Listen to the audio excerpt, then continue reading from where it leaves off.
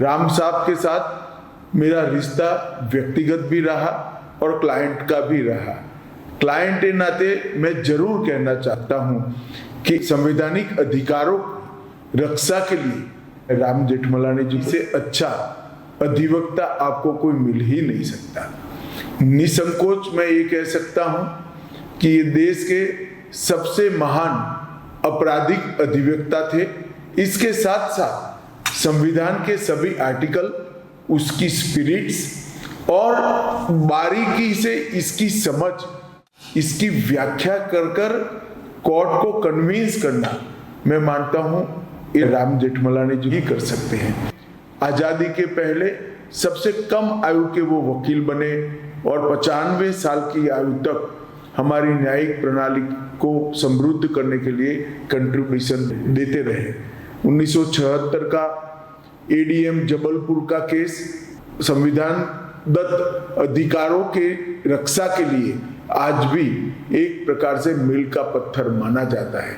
92 का इंदिरा साहनी का मंडल commission case इस देश के कई पिछड़ों के लिए इनके जीवन में नया मार्ग प्रशस्त किया है। 95 में हिंदुत्व का जजमेंट, उन्होंने हिंदुत्व को वे ऑफ लाइफ, एक जीवन पद्धति के रूप में दर्शाकर एक बहुत बड़ा उपकार इस देश की संस्कृति पर किया, जिसको सभी जजों ने सराहा भी। और 2011 का ब्लैक मनी केस जो आगे जाकर इस देश के काले धन के खिलाफ लड़ाई के नींव का पत्थर बना, वो हम सभी जानते हैं। ऐसे कई अनगिनत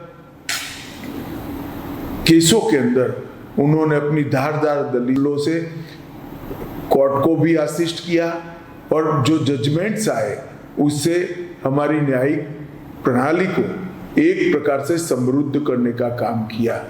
मित्रों, जब मैं तीनों न्याय संहिताएं बना रहा था, नए आपराधिक कानून, भारतीय नागरिक सुरक्षा संहिता और भारतीय साक्ष्य अधिनियम, तब मुझे राम साहब की कमी बहुत खली। अगर उस वक्त वो होते तो ये कानून बहुत सरलता से भी बनते और ज्यादा उपयोगी भी बनते। आज मैं इस मौके पर राम साहब को मनपूर्वक श्रद्धांजलि देना चाहता हूं और इस फील्ड में जो नए युवा लोग आना चाहते हैं उनको मैं जरूर कहना चाहूंगा, कमिटमेंट, कंटिन्यूटी और कोर्ट को असिस्ट करने के लिए केस लड़ने की कला, ये तीनों श्री राम जेठमलानी जी से सीखना चाहिए।